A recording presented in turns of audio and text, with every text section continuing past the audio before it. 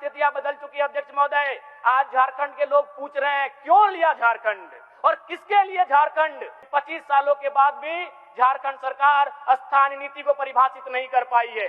जन जन को यह कहा गया था कि 1985 की नीति झारखंड की हितकारी नहीं है, तो आज पूछना चाहता हूं कहां है झारखंड की स्थानीय नीति अध्यक्ष महोदय। जब स्थानीय नीति की बात आती है तो एक भ्रम फैलाया जाता है कि जो लोग इस राज्य के बाहर के हैं उन्हें इस राज्य के बाहर जाना पड़ेगा। बिल्कुल। नमस्कार, जोहार। आप देख रहे हैं चैनल न्यूज। मैं हूं निशा मिश्रा आपके साथ। रांची का मोरहाबादी मैदान याद है? ऐतिहासिक मैदान है।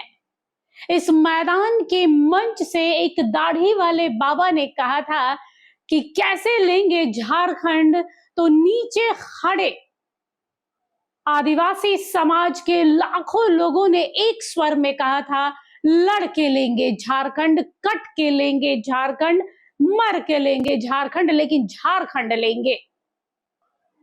26 साल हो गया इस राज्य को बने। जिनके लिए ये राज्य बना था आदिवासी समाज, वो आज भी शोषित है, कल भी शोषित था। वो आज भी अपने अधिकारों के लिए लड़ रहा है, वो कल भी अपने अधिकारों के लिए लड़ रहा था। अंतर कुछ भी नहीं है, अंतर है। अंतर ये है कि एक क्रीमी लेयर वाला आदिवासी हो गया है और जो एक्चुअल आदिवासी हैं वो आज भी जिलों में, गांव में, बिहड़ों में 2 वक्त की रोटी के लिए तरस रहे हैं। स्थानीय नीति, नियोजन नीति की कमी में मार झेल रहे हैं। इस राज्य के रांची जो राजधानी है उसमें विधानसभा सत्र चल रहा है। सदन में कई नेता आते हैं, औपचारिकता पूरी करते हैं और चले जाते हैं। जनता के सवालों का, झारखंडियों के, आदिवासियों के सवालों को वहां उठाते नहीं हैं। अगर कोई उठाता है तो वो है डुमरी विधायक जयराम महतो। जयराम महतो कई बार नियोजन नीति, स्थानीय नीति की बात कर चुके हैं। एक बार फिर से 1932 खतियान के स्थानीय नीति का मुद्दा उन्होंने सदन में उठाया है। उन्होंने कहा है कि आखिर जो लोग ये कहते थे कि हम लड़ कर लिए हैं झारखंड, मर के कट के लिए हैं झारखंड, आखिर वो आदिवासी क्यों लिए हैं मर के कट के झारखंड? मतलब तो कुछ भी नहीं, आज भी स्थानीय नीति लागू नहीं है। इसके अलावा जमकर पुराने कह सकते हैं अंदाज में नजर आए हैं जयराम, पुराने रवाब में नजर आए हैं जयराम। जब बोलते हैं जयराम ना तो पूरा सदन गरजता है, गूंजता है। एक बार सुनते हैं जयराम ने क्या कहा है, और विपक्ष और पक्ष के लोग सिर्फ मुकदर्शक बने हुए जयराम को एकटक देख रहे हैं और सुन रहे हैं, क्योंकि उन्हें भी भली भांति पता है कि ये जो बोल रहा है लड़का, ये जो 30-32 साल का विधायक है, जिसे झारखंड की जनता ने विधायक बनाया है, चुनकर डुमरी का विधायक बनाया है, वो जो बात बोल रहा है, जो मुद्दा बोल रहा है, वो गलत नहीं है, उसे लागू होना चाहिए था। सुनिए जयराम ने क्या कहा है। अलग हुआ था तो झारखंड मुक्ति मोर्चा के मंचों से एक आवाज आती थी कि कैसे लिया झारखंड। नीचे से जनता कहती थी लड़ के लिया झारखंड, मर के लिया झारखंड, कट के लिया झारखंड। लेकिन आज परिस्थितियां बदल चुकी है अध्यक्ष महोदय। आज झारखंड के लोग पूछ रहे हैं क्यों लिया झारखंड और किसके लिए झारखंड, कहां झारखंडी और कैसा है ये झारखंड। आज बड़े दुर्भाग्य की बात है कि 25 सालों के बाद भी झारखंड सरकार स्थानीय नीति को परिभाषित नहीं कर पाई है। आज पूरे राज्य को मालूम है कि वर्तमान की सरकार रघुवर दास जी की 1985 की नीति के खिलाफ जाकर बनाई गई थी।